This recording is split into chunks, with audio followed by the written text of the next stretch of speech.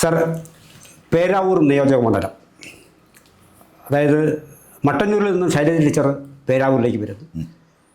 മുമ്പ് പേരാവൂർ കണ്ട സണ്ണി ജോസഫ് അല്ല, KPCC പ്രസിഡൻ്റായ സണ്ണി ജോസഫാണ് അവിടെ മത്സരിക്കുന്നത്. പിന്നെ BD ജെയ്സിൻ്റെ ഒരു സ്ഥാനാർത്ഥിയാണുള്ളത്. സാഹചര്യങ്ങൾ മുറുകയാണ്. ശൈലജ ടീച്ചറെ കൊണ്ടു നിർത്തി പേരാവൂർ പിടിച്ചടക്കാം എന്ന വ്യാജേനയാണ് ടീച്ചറെ അങ്ങോട്ട് കൊലയ്ക്ക് കൊടുക്കും പോലെ കൊടുത്തു വിട്ടത്. എന്താണ് സാധ്യത? ആർക്കാണ് സാധ്യത?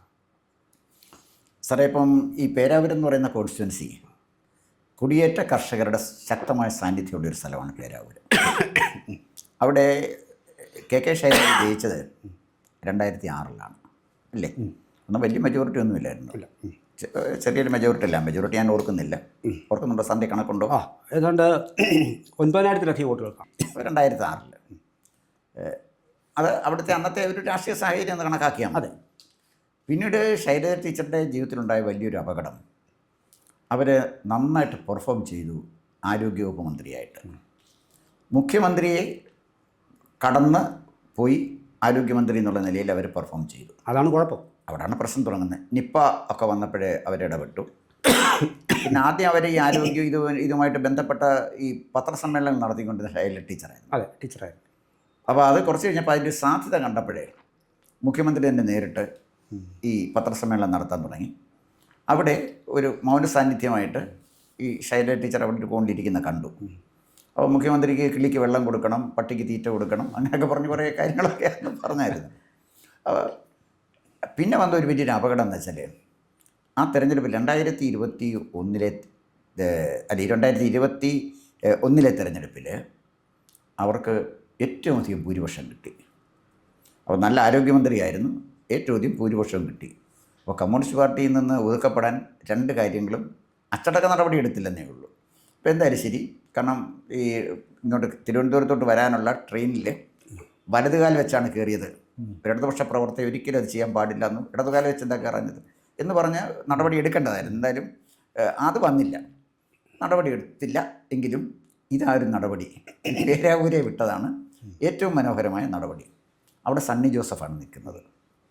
സണ്ണി ജോസഫ് KPCCയുടെ പ്രസിഡൻ്റാണ്. കുടിയേറ്റ കർഷകർക്ക് നല്ല സ്വാധീനമുള്ള ഒരു സ്ഥലമാണ്. പിന്നെ എനിക്ക് തോന്നുന്ന കഴിഞ്ഞ ലോക്സഭാ തെരഞ്ഞെടുപ്പിൽ UDFൻ്റെ നില സാറൊന്ന് പറയാകുമ്പോൾ ആ ചിത്രം വ്യക്തമാവും. അതായത് ഏതാണ്ട് 8ഓളം സ്ഥലങ്ങളിൽ ഇവിടെ UDFനായിരുന്നു മേൽക്കൈ കഴിഞ്ഞ ലോക്സഭാ തിരഞ്ഞെടുപ്പിൽ. അത് കണക്കുകളിലേക്ക് നമ്മൾ പോയി കഴിഞ്ഞാൽ പേരാവൂരിൽ 2016 നിയമസഭാ കണക്കുകളിൽ കൂടി കടന്നു വന്നിട്ട് പറയാം. 2016 സണ്ണി ജോസഫ് വിജയിക്കുമ്പോൾ 8,000 കുറച്ച് താഴെ 7,900 ചെല്ലുവാൻ വോട്ടിലായിരുന്നു. അന്ന് CPM 2ാം സ്ഥാനത്ത് വരുന്നു. സ്ഥാനാർത്ഥിയായിരുന്നു ബിനോയ് കുര്യനായിരുന്നു. വളരെ ഈ 8,000 വോട്ടിൻ്റെ ഒരു വ്യത്യാസമാണ് അതിനകത്ത് വരുന്നത്. പിന്നെ മറ്റൊരു പറയണ്ട, BD ജെയ്സ് ആയിരുന്നു, വളരെ താഴ്ന്നതാണ്, 14 താഴെ ഉള്ളൂ. ഇനി 21 വരുമ്പോൾ സാർ, അത് സണ്ണി ജോസഫ് വീണ്ടും അവിടെ മത്സരിക്കുമ്പോൾ 3,172 മാത്രമേ ഭൂരിപക്ഷം ഉണ്ടായിരുന്നുള്ളൂ. ഏത് വർഷം? 2021. പക്ഷേ ആ മണ്ഡലത്തിൻ്റെ പ്രത്യേകതകളും അതൊക്കെ തന്നെയാണ്. പൊതുവേ നമ്മൾ നോക്കുമ്പോഴും കാണുന്നത് അങ്ങനെയാണ് അതിൻ്റെ പ്രത്യേകത കാണുന്നത്. അവിടെ നമുക്ക് KV സക്കീർ ഹുസൈൻ CPMൻ്റെ 63,000 വോട്ട് പിടിച്ചിരുന്നു. അന്ന് ആണ് ഈ ഭൂരിപക്ഷം കുറയുന്നത്. 2057 പിടിച്ചത് 63 ഉയർത്താൻ അദ്ദേഹത്തിന് കഴിഞ്ഞു. അപ്പോൾ അതിൻ്റെ ഒരു വ്യത്യാസം വന്നിരുന്നു. സ്മിത ജയമോഹൻ എന്ന് പറയുന്ന ഒരു BJP കാൻഡിഡേറ്റാണുള്ളത്. വലിയ വ്യത്യാസമൊന്നും വന്നിട്ടില്ല. പിന്നെ BJP നിൽക്കുമ്പോഴും BDS നിൽക്കുമ്പോഴും 10,000 9,000 ചെല്ലുവാനോ അങ്ങനെ ഏതാണ്ട് അതൊക്കെ ഉള്ളൂ. അതാണ് അതിൻ്റെ സ്ഥിതി. പിന്നെ നമ്മുടെ കണ്ണൂർ ലോക്സഭാ തെരഞ്ഞെടുപ്പ് 2024 പേരാവൂരിൽ കിട്ടിയ കണക്കുകൾ നമ്മൾ നോക്കിക്കഴിഞ്ഞാൽ MV ജയരാജന് 46,000-ലധികം വോട്ടുകളാണ് അന്ന് കിട്ടിയത്. BJP രഘുനാഥാണ് മത്സരിച്ചത്. രഘുനാഥിന് 15. അത് താരതമ്യേന കുറവ് തന്നെയാണ്. K സുധാകരനിലേക്ക് വരുമ്പോൾ K സുധാകരന് 70,000-ലധികം വോട്ട് പിടിച്ച സ്ഥലമാണ്. അതായത് ജനം കൃത്യമായി തന്നെ UDFനൊപ്പം ഉണ്ട് എന്ന് സ്ഥാപിച്ചിരുന്നു. അപ്പോൾ അങ്ങനെ ഈ ഓരോ ബൂത്തുകളിൽ നോക്കുമ്പോഴും വലിയ സ്വാധീനം UDF വർദ്ധിപ്പിച്ചതായിട്ട് കാണാനും കഴിയും. പിന്നെ സാർ ഈ പറഞ്ഞതുപോലുള്ള ഭരണവിരുദ്ധ വികാരങ്ങളുണ്ട്. പിന്നെ ഇതിനകത്തൊരു പ്ലസ് പോയിൻ്റ് സണ്ണി ജോസഫിനുള്ളതെന്ന് പറയുന്നത് അദ്ദേഹത്തിൻ്റെ ഇമേജ് നേരത്തെ ഉണ്ടായിരുന്നതിൽ നിന്നും കുറച്ച് വ്യത്യസ്തപ്പെട്ട ഉയർച്ചയിലേക്ക് പോയി എന്നുള്ളതാണ് അതിൻ്റെ ഒരു വിഷയം എന്ന് പറയുന്നത്. ഇപ്പോൾ ഒരു കീ ഫാക്ടറായിട്ട് കേരളത്തിലെ കോൺഗ്രസ്സുകാർക്കിടയിൽ സണ്ണി ജോസഫ് നിറഞ്ഞു നിൽക്കുന്നുണ്ട്. അപ്പോൾ അത് ഒന്നുണ്ട്. പിന്നെ അതേപോലെ തന്നെയാണ് നമ്മുടെ ശൈലജ ടീച്ചറിൻ്റെ മികവും. ഈ നമ്മൾ ഒരുപക്ഷെ ശൈലജ ടീച്ചറിന് വ്യക്തിപരമായി പിടിക്കാൻ കഴിയുന്ന ചില വോട്ടുകൾ, പാർട്ടിക്ക് വളരെ സുന്ദരമായൊരു വ്യാഖ്യാനമാണ് ടീച്ചറെ ഇങ്ങോട്ടേക്ക് അയക്കുമ്പോൾ കൊടുത്തത്. നമുക്ക് ഒരുപക്ഷെ പാർട്ടി പറയാതെ പറഞ്ഞത് ഇത് നമുക്ക് കിട്ടാൻ സാധ്യതയില്ലാത്ത ഒരു മണ്ഡലം എന്നാണ്. പാർട്ടി അതായത് എഴുതി തള്ളിയ മട്ടിലാണത് ആ കണക്കുകൾ പറയുന്നത്. അപ്പോൾ ആ മണ്ഡലം ടീച്ചർ പോയി പിടിച്ചുകൊണ്ട് വരട്ടെ, എന്നാൽ മാത്രം ടീച്ചർ നിന്നാൽ മതി എന്നൊരു അർത്ഥത്തിലാണ് പറയുന്നത്. നമുക്ക് അങ്ങനെ പറയുമ്പോഴും അങ്ങനെ പാർട്ടി പറഞ്ഞിട്ട് കാര്യമില്ല. ശൈലജ ടീച്ചർ ഒരിക്കലും സാറ് പറഞ്ഞു പിടിച്ച മണ്ഡലമാണ്. അല്ലെങ്കിൽ പൊതുവെ ഇത് കോൺഗ്രസ്സിന് ഈ കുടിയേറ്റ കർഷകരും ഒക്കെ ഉണ്ട്, കോൺഗ്രസ്സിന് സാധാരണഗതിയിൽ സ്വാധീനമുള്ള മണ്ഡലമാണ്. ഇപ്പോൾ കൗതുകമെന്ന് പറയുന്നത് ടീച്ചർ KPCC പ്രസിഡന്റിനെ തോൽപ്പിക്കുമോ? KPCC പ്രസിഡന്റ് തോൽപ്പിച്ച ആളുടെ സ്ഥിതി എന്ന് പറയുന്നത് കോൺഗ്രസ് ഇപ്പോൾ സ്വാഭാവികമായും ഒരു ചിന്ത വരുന്നത് കോൺഗ്രസ് ഭരണത്തിലേക്ക് വന്നാലായി എന്നാണ് പറയുന്നത്. അപ്പോൾ അങ്ങനെ കോൺഗ്രസ് രക്ഷപ്പെട്ടു വരികയും സണ്ണി ജോസഫ് തോറ്റുപോയാലും ഉള്ള ഒരു അവസ്ഥയാണ് കോൺഗ്രസ്സുകാർ അവിടെ ഭയക്കുന്നത്. അതുകൊണ്ട് തന്നെ വർദ്ധിത വീര്യവുമായി അവർ സണ്ണി ജോസഫിനെ ഉറപ്പിക്കാൻ തിരുവനന്തപുരം. നേരെ മറിച്ച് ശൈലജ ടീച്ചർക്ക് ഈ ഒരു ഉറപ്പില്ല. കാരണം പാർട്ടിക്കാർ തന്നെ ചിലപ്പോൾ ടീച്ചറെ അതിനുള്ള സാധ്യതയും അവിടെ തള്ളിക്കളയാൻ കഴിയില്ല. മറ്റേയാൾ തികച്ചും അപ്രസക്തൻ. അത് ഈ പറഞ്ഞത് വെച്ചിട്ട് സാറ് എന്തൊക്കെയാണ് സാധ്യത എന്ന് ഒരിക്കൽ കൂടിയൊന്ന്. ശൈലജ ടീച്ചർ CPM-ന് കൊടുക്കാൻ പറ്റുന്ന ഏറ്റവും നല്ല കാൻഡിഡേറ്റാണ്. അത് നമ്മൾ വിസ്മരിച്ചിട്ട് കാര്യമില്ലല്ലോ. പക്ഷേ ശൈലജ ടീച്ചർ വടകര നിന്നപ്പോഴേ ഷാഫി പറമ്പിലാണ് എതിരായിട്ട് നിന്നത്. കമ്മ്യൂണിസ്റ്റ് പാർട്ടിയുടെ ആവനാടിയിലെ എല്ലാ അസ്ത്രങ്ങളും ഉപയോഗിച്ചിട്ടും ടീച്ചറെ പോലെ ഇമേജുള്ള ഒരാളവിടെ നിന്നിട്ടും വടകര ജയിക്കാൻ കഴിഞ്ഞില്ല എന്ന് മാത്രമല്ല, ഷാഫി പറമ്പിൽ വലിയ ഭൂരിപക്ഷം ഉണ്ടാക്കുകയും ചെയ്തു. 1.75 ഭൂരിപക്ഷമാണ്, 1.5 ലക്ഷമോ 1.25 ലക്ഷം വോട്ടിൻ്റെ ഭൂരിപക്ഷത്തിലാണ് ഷാഫി പറമ്പിൽ ജയിച്ചത്. അതിന് ഷാഫി പറമ്പിൽ എവിടെ നിന്നാണ്? പാലക്കാട്ട് നിന്ന് പോയി നിന്നാണ് ജയിച്ചത്. അങ്ങനൊരു സാഹചര്യം അവിടെ ഉണ്ടാകും. രണ്ടിപ്പോൾ പേരാവൂരോട്ട് പോകുമ്പോഴേ ശൈലജ ടീച്ചറിന് അനുകൂലമായൊരു ഘടകം നമ്മൾ നോക്കിയാൽ, ശൈലജ ടീച്ചർ നല്ല ആരോഗ്യവകുപ്പ് മന്ത്രിയായിരുന്നു. ശൈലജ ടീച്ചർ നല്ലൊരു ആരോഗ്യവകുപ്പ് മന്ത്രിയായിരുന്നുവെന്നും ശൈലജ ടീച്ചറെ ആരോഗ്യവകുപ്പ് വിട്ടത് നഷ്ടമുണ്ടാക്കി എന്ന് ജനത്തിന് ബോധ്യപ്പെട്ടത് വീണ ജോർജ് വന്നുകൊണ്ടാണ്. ശൈലജ ടീച്ചറിൻ്റെ ഒരു ഇമേജ് കൂടുതൽ വർദ്ധിച്ചത് വീണ ജോർജ് വന്നപ്പോഴാണ്. രണ്ടുപേരും കൂടെ ഒന്ന് കമ്പയർ ചെയ്യുമ്പോഴേ പിന്നെ ആനയും കുഴിയാനയും തമ്മിലുള്ള വ്യത്യാസമാണ്. ചെറിയ കാര്യമല്ലല്ലോ അത്. ഏറ്റവും കൂടുതൽ ആളുകൾ അവജ്ഞയോടെ കാണുന്ന ഒരു വകുപ്പാണ് ഈ ആരോഗ്യം.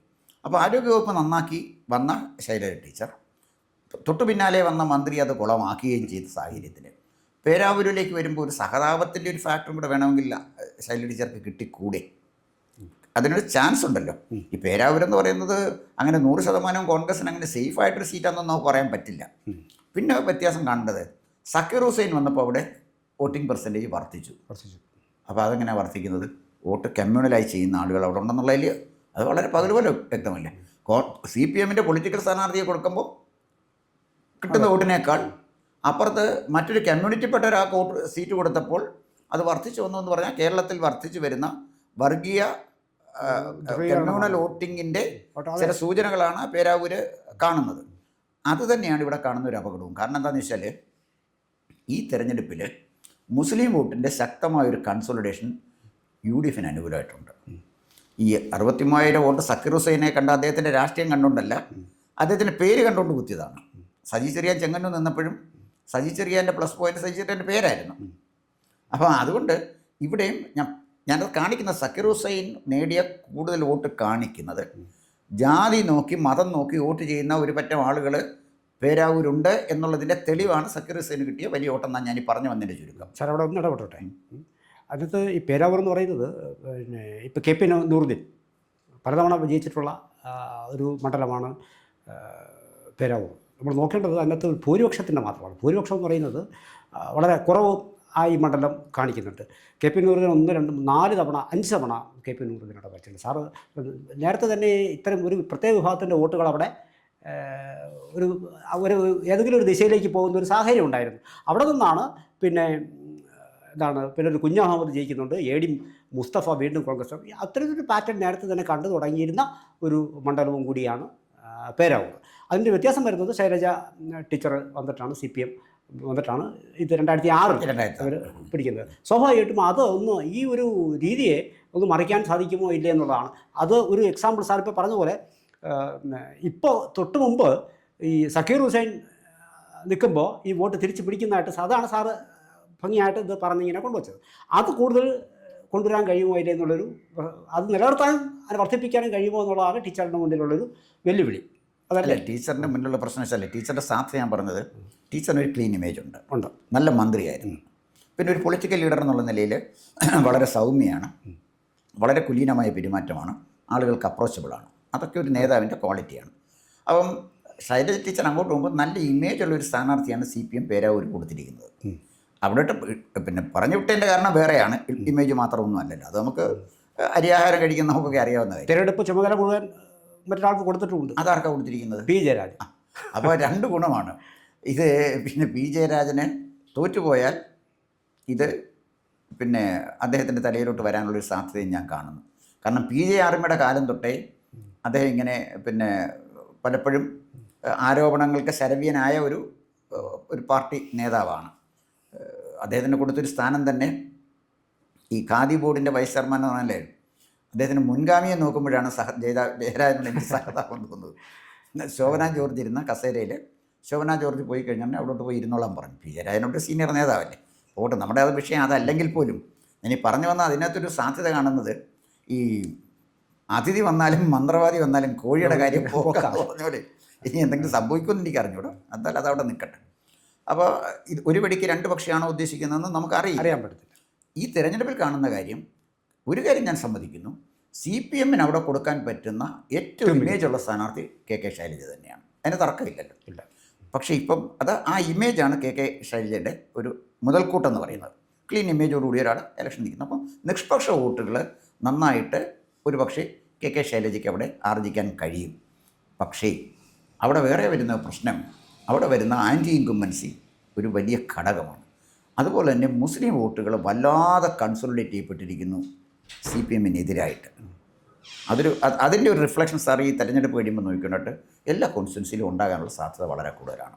അപ്പോൾ അങ്ങനെ വരുമ്പോൾ ഈ കൺസോളിഡേഷൻ എങ്ങനെ KK ശൈലജയ്ക്ക് പ്രതികൂലമായും സണ്ണി ജോസഫിന് അനുകൂലമായി വരും എന്നുള്ളത് നമ്മൾ കാത്തിരിക്കേണ്ടതാണ്. മുമ്പേ സാർ സൂചിപ്പിച്ചതുപോലെ തന്നെ സണ്ണി ജോസഫ് ഒരു പുതിയ ഇമേജിലാണ് വരുന്നത്, KPCC പ്രസിഡൻ്റാണ്. അങ്ങനെ നോക്കുമ്പോൾ ഫൈറ്റ് വളരെ കടുപ്പത്തിലുള്ള ഫൈറ്റാണ്. ഒരു ചെറിയ എഡ്ജ് തീർച്ചയായിട്ടും സണ്ണി ജോസഫിനുണ്ട്, അതില്ലെന്ന് നമുക്ക് പറയാൻ പറ്റുകയില്ല. കാരണം ഇപ്പോഴത്തെ രാഷ്ട്രീയ കാലാവസ്ഥയിലാണ് പറയുന്നത്. എന്തായാലും ശരി, ആ പേരാവൂരെ ഫൈറ്റ് കേരള രാഷ്ട്രീയത്തിലെ ഒരു വഴിത്തിരിവായിരിക്കും. ശൈല ടീച്ചർ ജയിച്ചാൽ തോക്കുന്നത് KPCC പ്രസിഡൻ്റാണ്. KPCC പ്രസിഡന്റ് തോറ്റാൽ തോൽക്കുന്നത് കേരളത്തിൽ CPM നൽകിയിട്ടുള്ള ഏറ്റവും നല്ല ആരോഗ്യ വകുപ്പ് മന്ത്രിയുടെ പരാജയമായിരിക്കും. നമുക്ക് കാത്തിരുന്ന് കാണാനേ പറ്റുള്ളൂ. കൂടുതൽ വാർത്തകളും വിശേഷങ്ങളും നേരിട്ട് ലഭിക്കാൻ ജനങ്ങളിൽ നിന്ന് ജനങ്ങളിലേക്ക് ജനഭൂമി ന്യൂസ് സബ്സ്ക്രൈബ് ചെയ്യൂ. ബെൽ ബട്ടൺ അമർത്താനും മറക്കരുത്.